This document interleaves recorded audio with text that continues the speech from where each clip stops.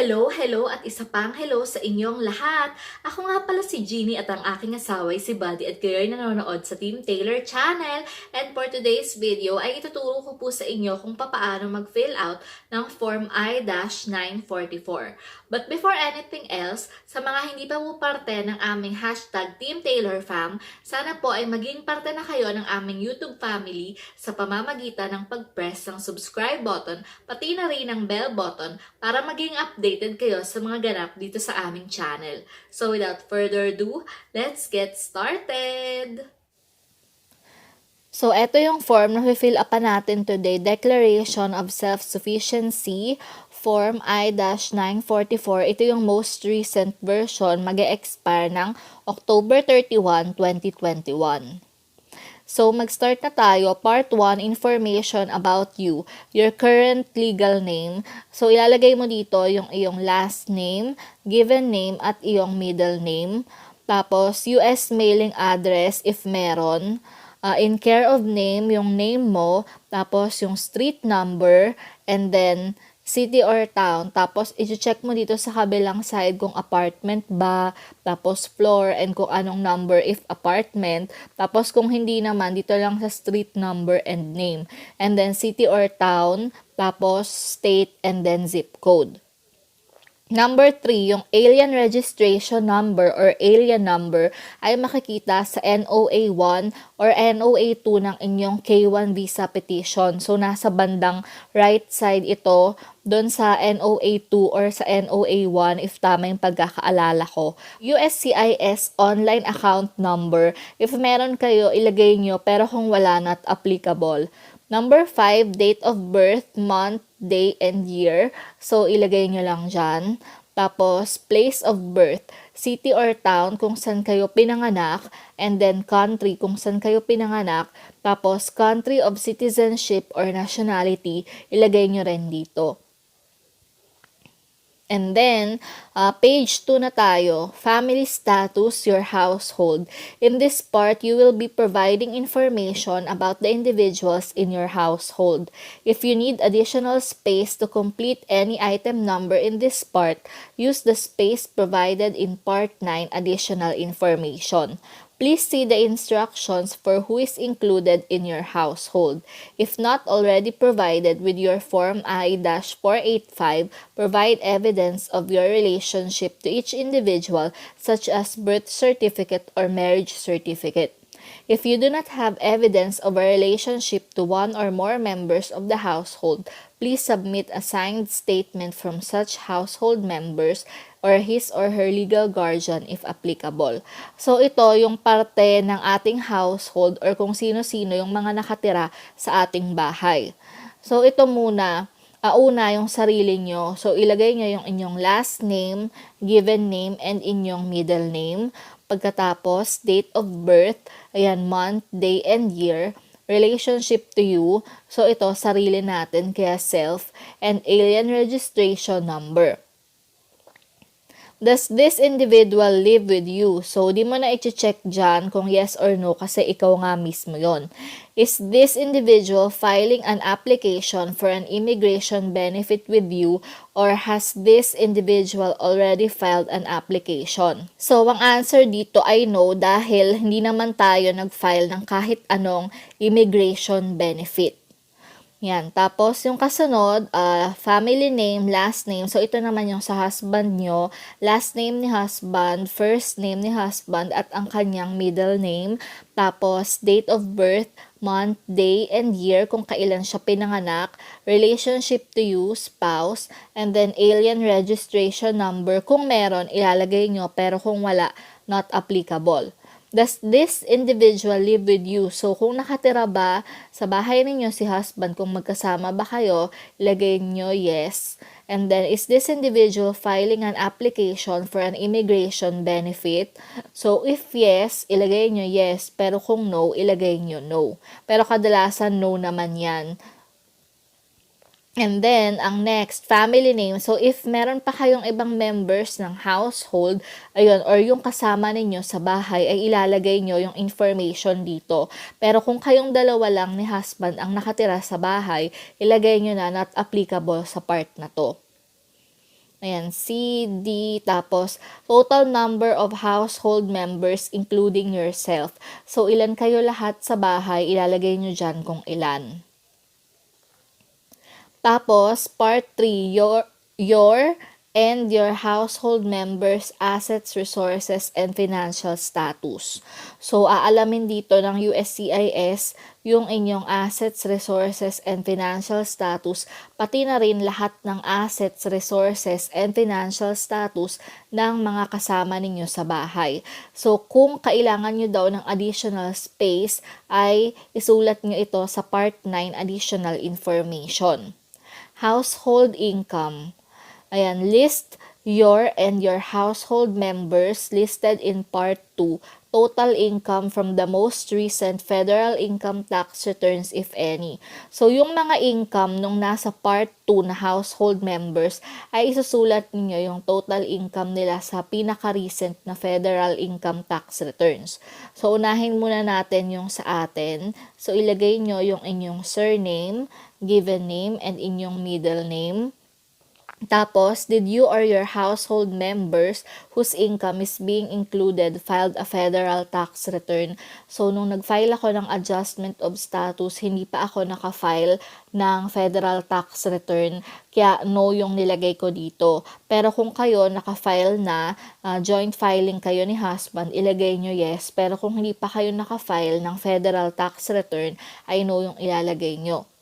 If you and your household members did not file, select the reason for not filing and provide an explanation. So, kung di daw kayo nakafile ng federal tax return nung nakaraan, ayun, mag-provide kayo ng explanation.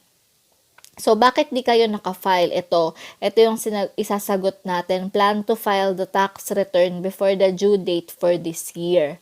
And then, yung explanation for not filing, nilagay ko, I will be filing a joint tax return with my husband before the due date for this year.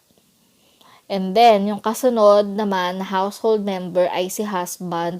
So, yung kanyang last name, ilagay natin dito, first name, and then ang kanyang middle name.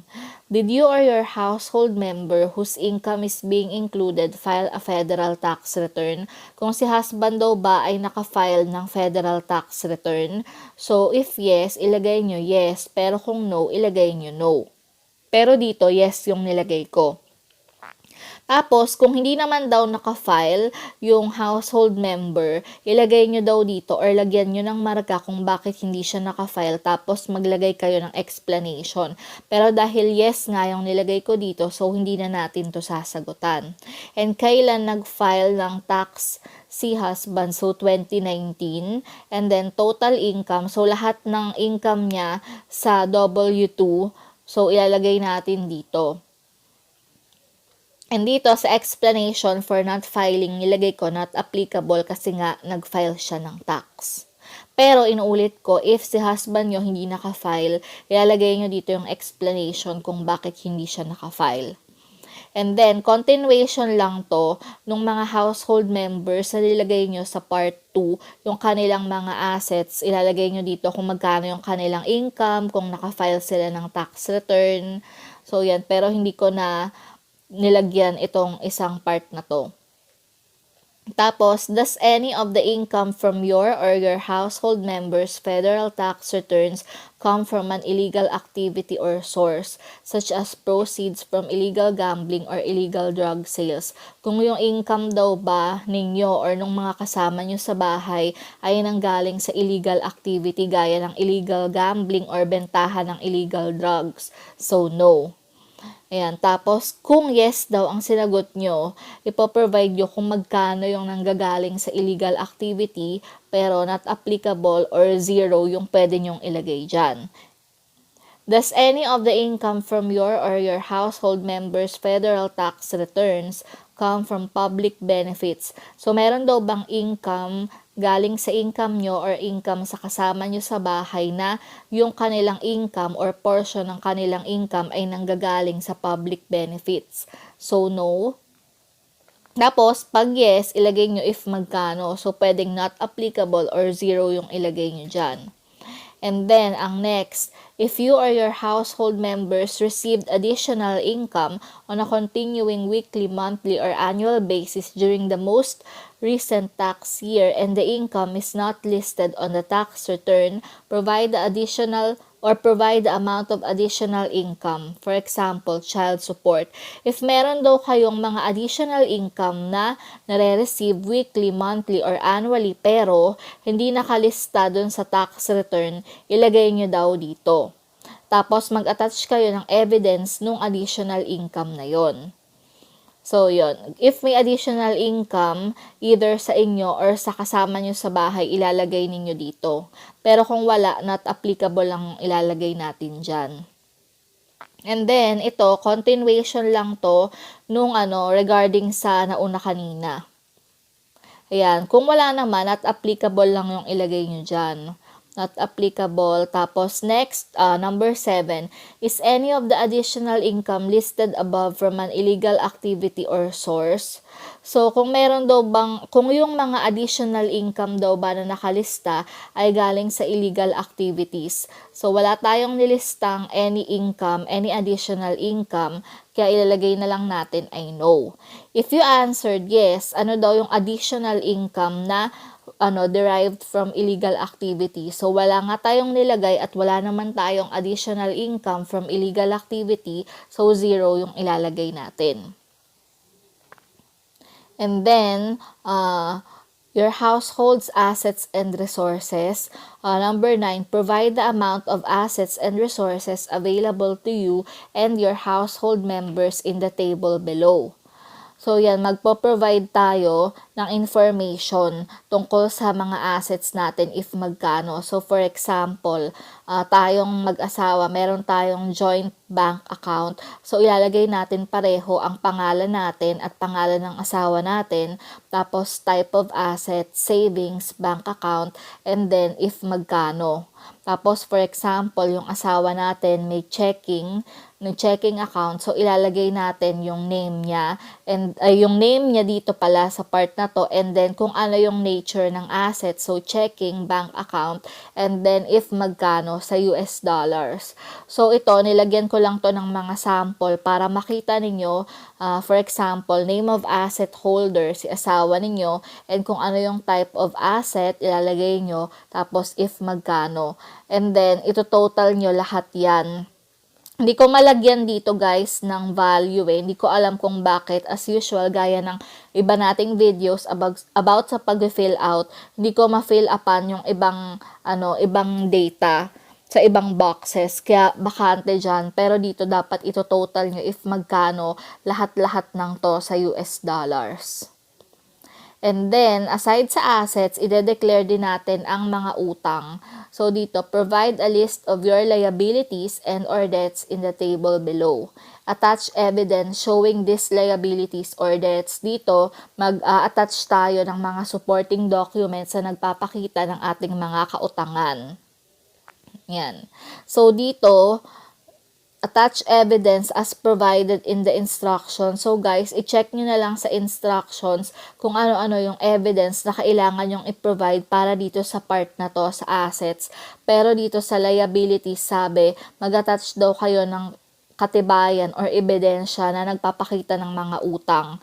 So, mortgages, for example, naguhulog kayo ng bahay, ilagay ninyo kung magkano. And then, car loans. So, kung bumili kayo ng sasakyan, tapos nagbabayad kayo monthly, ilagay nyo din if magkano. So, yun. Tapos, i-attach nyo yung monthly amortization na binabayaran nyo, ganyan, para sa sasakyan, tapos yung binabayaran nyo hulugan para sa bahay.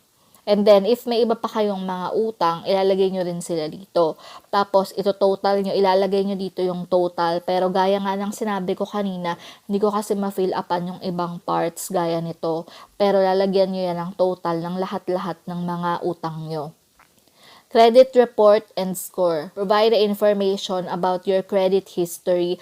Provide documentation as provided in the instructions. So guys, kung mag-fill out kayo ng Form I-944, wag niyong kakalimutan na basahin yung instructions. Mahaba kasi yung instructions para dito sa form na to. Do you have a US credit report. So, kadalasan para sa mga baguhan gaya sa atin, nakakarating lang ng US, tapos mag-file ng AOS, wala pa tayong credit report niyan. So, dito, no. Ilalagay nyo, provide no, i-check or lalagyan nyo ng X mark yung no. Provide a credit agency report that demonstrates that you do not have a credit record or score. So guys, pa-check nyo na lang sa instructions kung ano yung regarding dito. Parang meron dun nakalagay ng mga credit agency report kung saan kayo makakakuha na mag-i-indicate na wala kayong credit score or credit record.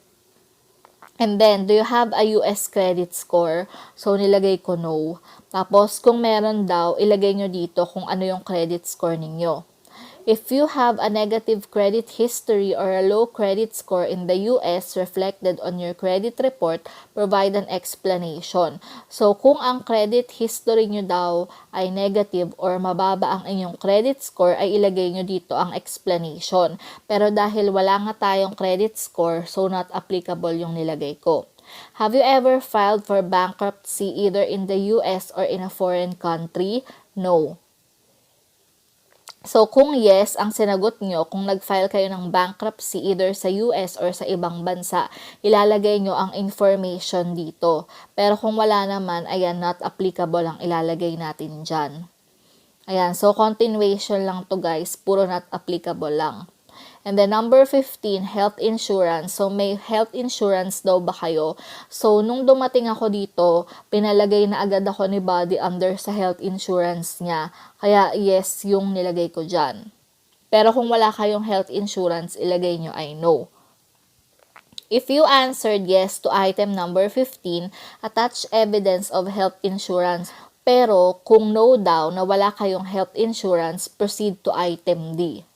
So, isa-isahin muna natin. If you answered yes to item number 15, did you receive a premium tax credit or advance premium tax credit under the Affordable Care Act for the health insurance? So, no.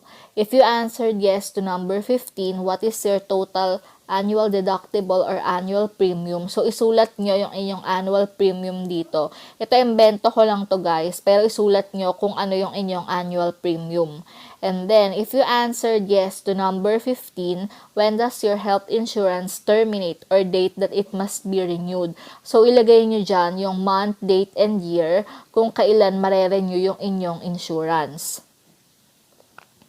Tapos, have you enrolled or will soon enroll in health insurance but your health coverage has not started yet? So, ito, kung wala pa kayong health insurance, ilalagay nyo, I will soon enroll. Pero ang tanong, have you enrolled or will soon enroll? So, kung naka-enroll na daw ba kayo, pero hindi pa nag-start yung coverage nyo. Kung naka-enroll na kayo, pero hindi pa nag-start yung coverage nyo, ilagay nyo yes. Pero kung hindi pa kayo naka-enroll, pero mag-e-enroll kayo sa inyong health insurance, ilalagay nyo, I will soon enroll. Tapos, kung no, na hindi kayo mag-e-enroll sa health insurance, ilagay nyo no. If you answered yes, attach a letter or other evidence from the insurance company showing that you have enrolled in or have a future enrollment date for health insurance and when your coverage begins. So, i-attach nyo yung evidence na to na naka-enroll kayo sa health insurance coverage. Tapos, mag-start pa lang yung coverage ng inyong health insurance. If you receive federally funded Medicaid, please list those benefits in items number 15 and 16. If you answered no, so kung hindi kayo naka-enroll sa health insurance or hindi kayo mag-e-enroll soon sa health insurance coverage, paano daw kayo makakapagbayad ng mga medical costs in the future? So, dito, i-explain nyo if paano kayo makakabayad ng medical costs in the future kung wala kayong insurance. Kasi alam naman natin guys na mahal ang medical expenses dito sa US. Kaya as much as possible, dapat meron kayong health insurance. Public benefits. Provide the requested information and submit documentation as outlined as outlined in the instructions. So, inuulit ko, wag niyong kakalimutang basahin yung instructions kasi doon yung makikita yung mga additional documents or supporting documents na kailangan yung isubmit para sa Form I-944. So, tinatanong dito kung naka-receive daw ba tayo or kung makaka-receive tayo in the future ng public benefits.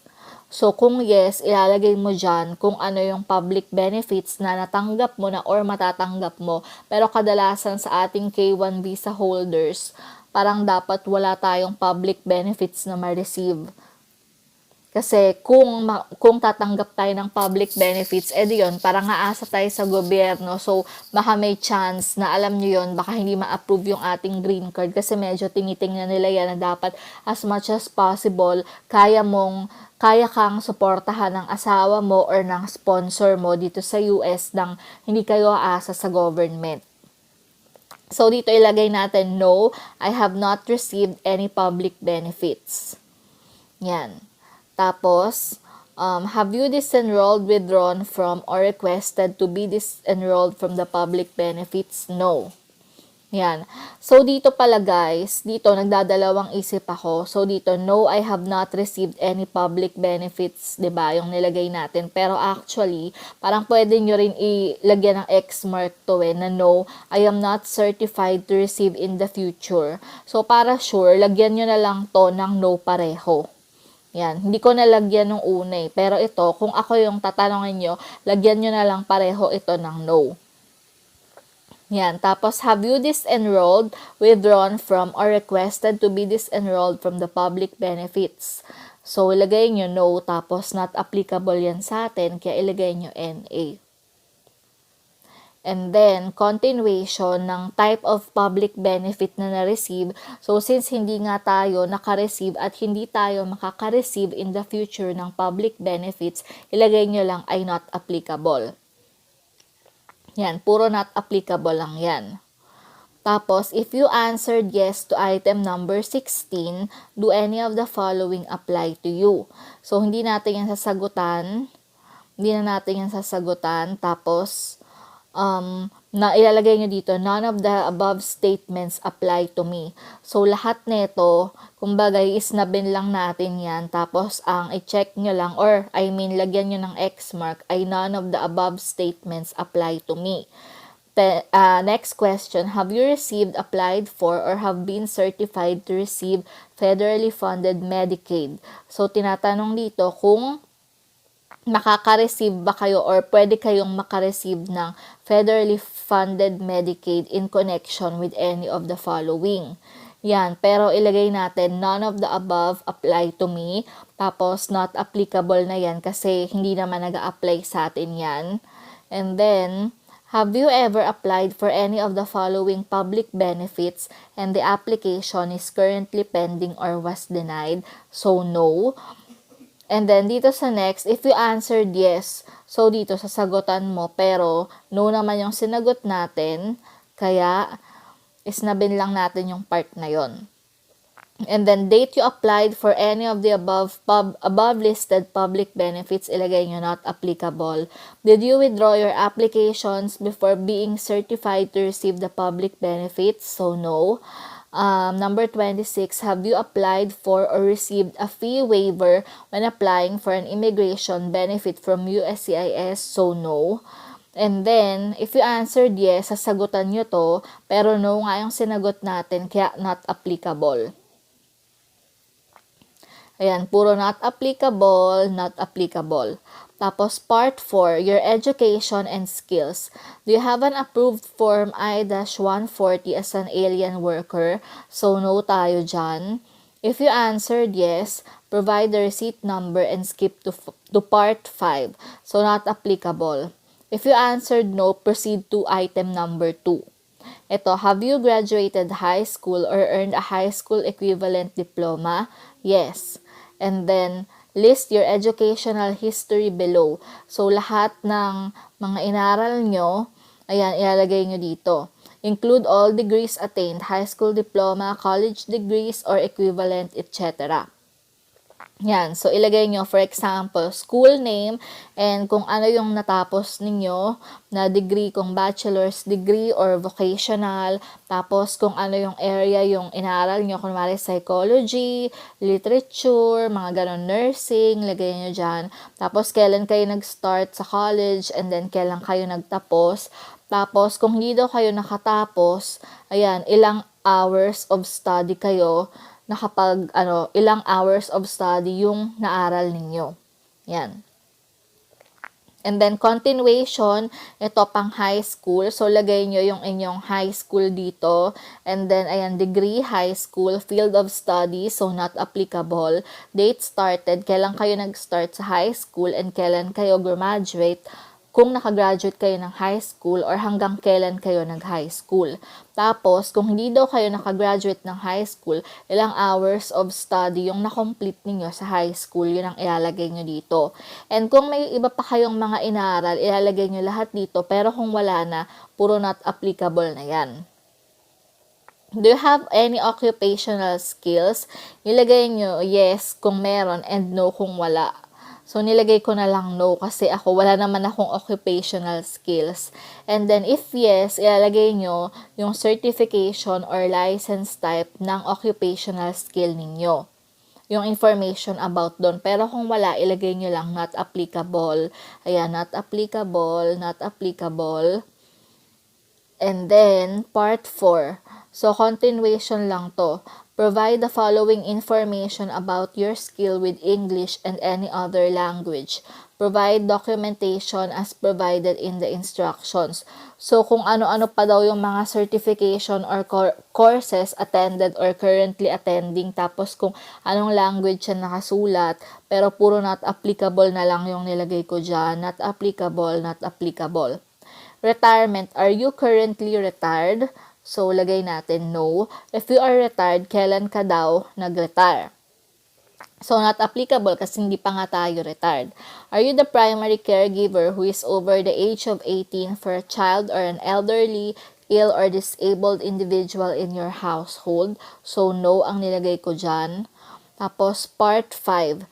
Ito na, declarant statement, contact information, certification, and signature. So, ilagay nyo, wag nyong kalimutan ulit basahin yung instructions. Yan. So, declarant statement. I can read and understand English. So, ito i-check natin. Or, lalagyan ng X mark na naiintindihan natin ang English and nabasa natin at naintindihan ang bawat tanong dito. Kaya alam natin yung mga isinagot natin kasi naintindihan nga natin yung English. And then dito, pwede nyong ilagay na not applicable, pero hindi ko lang siya malagyan ng data. And then dito, kung meron kayong preparer, so for example, hindi kayo yung nag-prepare mismo nito, ibang tao, so lalagyan nyo dito ng information. Pero kung kayo yung nag-prepare mismo, ilagay nyo dyan not applicable. Pero gaya nga ng nasabi ko kanina, hindi ko talaga malagyan ng data itong part na to na not applicable tsaka ito na not applicable. And then, ito na yung inyong information, inyong daytime telephone number, inyong email address, at inyong cellphone number kung meron. Tapos dito, nakalagay, I authorize as applicable the Social Security Administration to verify my Social Security number, to match my name, Social Security number, and date of birth with information in SSA records and provide the results of the match to USCIS. Yan. Tapos, in-authorize nyo rin daw yung release ng information kung nakapag-request daw ba kayo ng public benefits kung may ganun. So, yun. And then, I understand that the information released by records custodians and sources of information is for official use by the federal government, that the U.S. government will use it only to review if I have received public benefits in regards to my eligibility for immigration benefits. So, yung information daw sa kung nakapag-receive daw ba kayo ng public benefits ay gagamitin lang ng federal government para dito sa immigration in regards to my eligibility for immigration benefits. And then credit reports and scores disclosure. So dito, ino-authorize nyo yung USCIS na pwede silang mag-require ng information regarding sa inyong credit reports and scores.